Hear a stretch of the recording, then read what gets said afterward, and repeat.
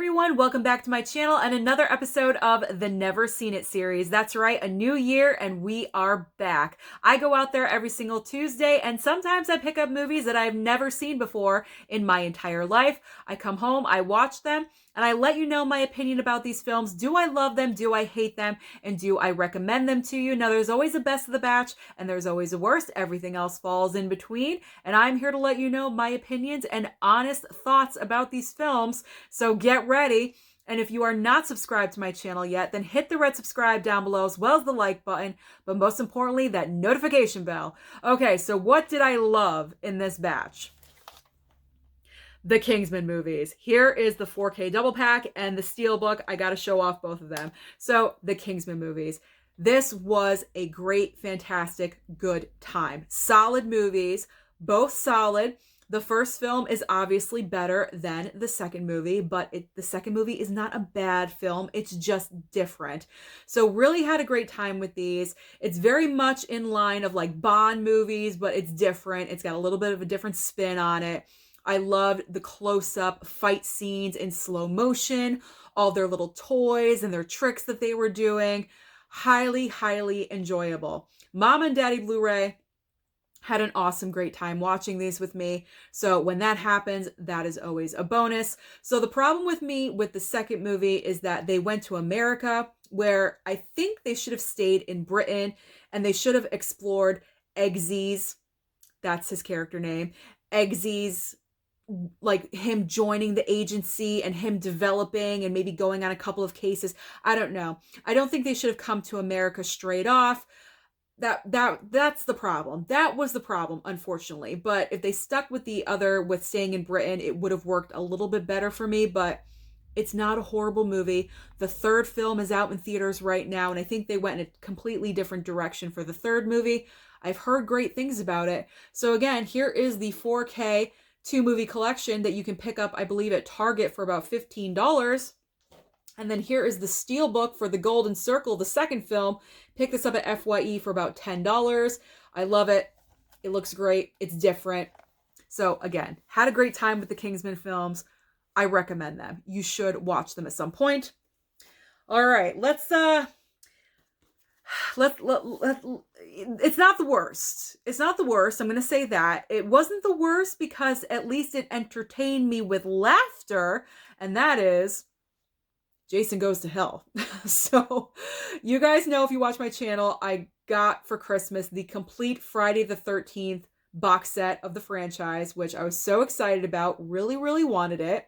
So last night I asked my mom, what genre do you want to watch? She said horror. So I immediately went for Jason, because I want to continue the franchise. I want to finish it. It's my goal. I want to finish it.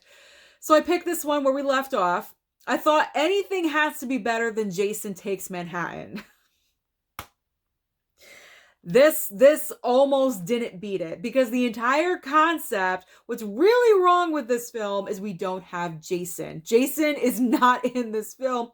He's in the last 15 minutes because the whole concept of this movie, let me read it for you. Hold on. The entire concept is Jason has been reborn with the bone-chilling ability to assume the identity of anyone he touches. So he's pretty much just a soul, and he can get sucked into anyone's body, and there you go. He has a body to work with. So he could be anyone at any time. He's not the usual Jason that we're used to with the hockey mask until the very, very end of the movie, the last like 15 minutes. So that was the big problem for me. Plus just the total outlandishness of this movie.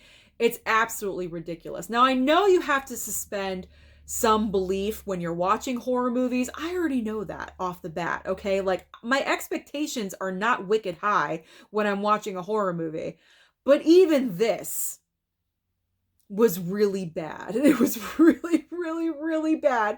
So I don't recommend this on like a regular watching basis. If we're in the month of October for Halloween and you're watching the franchise, okay, there you go. You got to complete your Friday the 13th watch. I get it. But other than that, it's going to stay on the shelf. It'll just stay on the shelf. I don't know. I don't think I'm going to be going for it on a repeat watch anytime soon.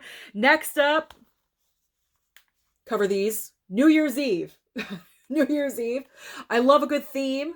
So on New Year's Eve, I watched New Year's Eve. There we go. So it's one of those movies that is a rom-com, and it has a buttload of well-known actors and actresses, and you don't know how they're all related and intertwined. And like the last 10 minutes, they reveal how everyone is related and all the relationships. It's one of those. Oh, the heart and everything.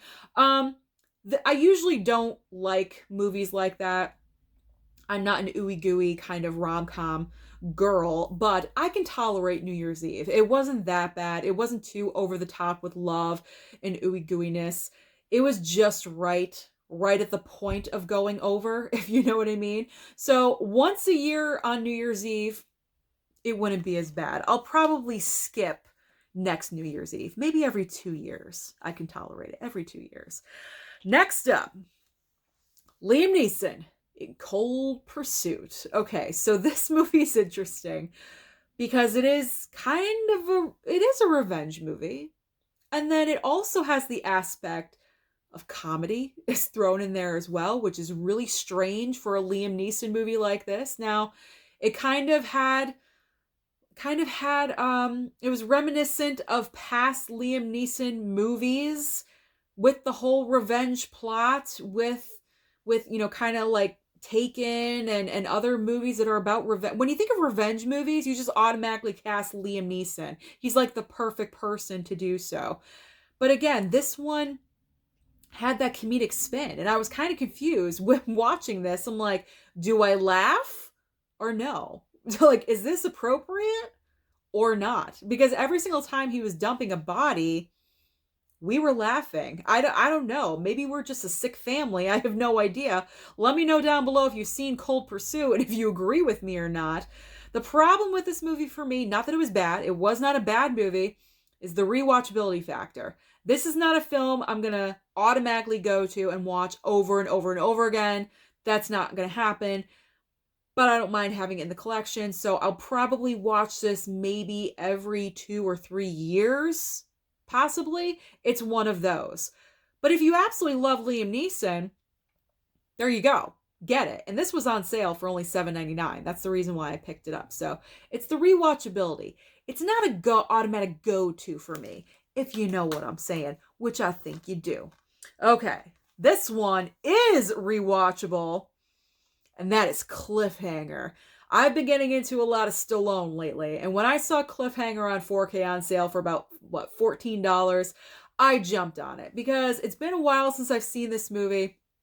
So when that happens, it goes into the never seen it. If it's been like over 10, 15 years, it's going in the never seen it. John Lithgow plays a very underrated villain. Why is he not talked about more as being a villain? Because he wasn't like, I don't know, he was just very methodical with everything. He was nasty. He was nasty. And we're so used to seeing him as the comedian, Third Rock from the Sun, and I recently watched him in Daddy's Home too, and that's like a complete 180,000 degrees from this villain that he plays right here. I love seeing that with actors when they play something completely different than what they are known for. So I highly enjoyed John Lithgow in the villain part and the opening sequence of this movie. You're just on the edge of your seat completely because you're not sure, is it going to happen? Is it not going to happen? And then it does, and you're like, oh my God. But it was necessary. It was necessary for that to happen to kick off the entire movie. So this is just a great action movie. I have a great time with this one, and Mom enjoyed it too. I believe Dad enjoyed it too. All right, now we're getting into some Christmas leftovers. So we have the original Miracle on 34th Street. So now I understand why people enjoy this movie so much. So I don't know why I've avoided this movie for so long. Maybe because it was in black and white and I just never wanted to watch black and white movies, and now opening up the horizons and opening up my mind to new things. But this was so adorable and cute, and it was just a cute movie to watch. It really does make you believe in Santa. It really, really does. It just gives you that overall warm feeling about the holidays and wanting to believe, and you should believe, and That's really all it is. It just makes you feel good. And I can understand why it's my dad's favorite Christmas movie. So we watched it for Dad, and we all had a great time together watching it. So I highly enjoyed Miracle on 34th Street. Next up is Scrooge with Albert Finney. So I have many versions of A Christmas Carol and Scrooge, the basic story just recycled in many different ways. I had just never seen it with Albert Finney, and I gotta be honest, I fell asleep probably a quarter of the way through. So I'm not going to say much about this movie. I'm going to save it for next year. I will attempt to rewatch the gosh darn thing, and I will let you know then what I think about it. But from what I saw, it looks like Albert Finney plays a fantastic Ebenezer Scrooge, and because he's already got that kind of like curmudgeon-y kind of attitude where he just hates the world, if you know what I'm saying. So he seems like a good choice to play Scrooge. But other than that, I really cannot comment. So let's just move on to another version, which is A Christmas Carol. And the same exact thing happened. I fell asleep during this one as well. Does that mean the movies are bad? No, it does not mean that. It means that Susan watches movies too late at night. I have the high hope that I'm going to finish it. And unfortunately, I never do. So this will go back on the shelf, and I will rewatch it next year, and I will give you my thoughts then. But what I saw, it was enjoyable. It was okay. It wasn't as good as live action for me. I would rather watch live action than kind of creepy animated, if I got to be honest. But it wasn't horrible. Jim Carrey was doing a very good job with the voice. I will say that. That was very convincing. Okay, here we go. I did not fall asleep during this one. The Grinch! The most recent interpretation of The Grinch. I think this came out in, 2018, 2019, something like that. I was surprised with how much I enjoy this one because I am very loyal to the original Grinch that stole Christmas, and I was very hesitant about the Jim Carrey version, but I watched that one last year for the first time, and I highly enjoyed it. So this year, it was this Grinch's turn. And I liked the little differences that they made. It was very, very slight. Like all the Who's didn't have that weird facial structure like they have in the other two films. So that was a little bit different. That was fine. Just little bits and pieces here and there that were a little bit different. I appreciated. It didn't have to be a carbon copy. It was what it wanted to be, but it still got the same message across. So I had a great time with this one. Benedict Cumberbatch was a great voice choice. Wow, voice choice. Say that 5 times. For the Grinch. I thought he did a fantastic job. Wasn't totally menacing, but you could tell he just did not like Christmas whatsoever. So this was a great time. If you haven't seen this version of the Grinch, please do so. I highly recommend that you do. All right. Now we're getting into the bottom of the barrel. I have three of this batch that I was not fond of. Actually, 2 for sure, and 1 is a maybe. And the maybe is Siberia. So this is one of those where the cover pulls you in. That slip cover just pulls you in like, ooh, look at me. I'm going to be fantastic when you watch me. I have a holographic slip cover. Ooh. But then, what am I watching? Okay, so I cannot fully judge this movie because I fell asleep. Okay, but hold on. I saw enough to be like, what am I watching? Because that's me in bed when I'm watching these movies. This movie starts out with Willem Dafoe, and he's like a bartender. I'm so confused. I don't even know the plot line of this film. It starts off with Willem Dafoe in a bar, and he's like a bartender, and these patrons come in. Next thing you know, he's having sex with one of them. And we're talking like full-on boobs exposed and everything. I'm like, what is this? What's happening? Willem Dafoe is like full-on sucking on a nipple. Like, I don't even know where this movie is going.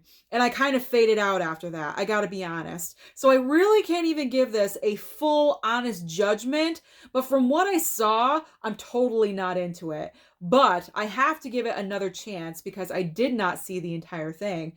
I was gravitating towards this because Willem Dafoe, And Willem Dafoe is really good in most of his projects, but this one is questionable. So because it's questionable, we'll just give it a little toss on top of the other movies. All right. This one surprised me with how much I did not enjoy it. The Polar Express. I heard before with the Polar Express, either you love it or you hate it. There's no in between. And I did not like this movie. I really didn't. I was bored when I was watching this. Again, this is that type of Robert Zemeckis animation. It just looks weird. It's the same type of animation as the Jim Carrey A Christmas Carol, which I fell asleep during. So with this one, I fell asleep during it, but I put it back in the next night and I finished it. Let's just say halfway through, I started scrolling on my cell phone. I was just so bored. I'm like, when are we going to get to the point of this movie? What is happening? Like, I'm not interested. I'm not invested. Like, I wanted to enjoy it, but I was too bored. I think this is one of those movies that you really enjoy if you have kids and you can experience it with your children. But if you don't have kids and you're single, like, well, I'm not single, but if you don't have kids and you have cats instead, this ain't the movie for you. So this was not the movie for me. So unfortunately, you know what's going to happen. It gets thrown across the room. But that's not the worst. That's not the worst of the worst. This one is the worst. This is the worst. A Christmas Story 2. Why was this movie made? I already put this at the bottom of my list in the worst Christmas movie video that I did. Why is this made? What is this? Is this a remake, a reboot? I'm confused about that. But then you have like this whole concept. I don't know why. I don't know why this movie was made at all. I fell asleep during this as well. I fell asleep for a little bit and then I woke up midway and I'm like, I'm stopping this. I turned this off because it was so horrible and so bad. I was bored. That's the reason why I fell asleep. And when I woke up, I tried to make the attempt and I'm watching it like this. I was bored out of my mind. So I'm like, you know what? No way. I can't do it. I'm not going to do it. I took it out of the Blu-ray player. I just could not stand it. When you have the original being such a classic, you can't follow it up. You cannot do it. You should not do it. This should never have been made. Why did I buy this freaking piece of crap? I have no idea. So this one is severely getting chucked. This is the worst. Do not watch it. Do not buy it. Ooh, there we go. I almost made a hole. So that is everything that I have been watching lately. Let me know down below what's the worst thing you watched in the past couple of weeks. Don't forget to like and subscribe down below, and I'll see you next time.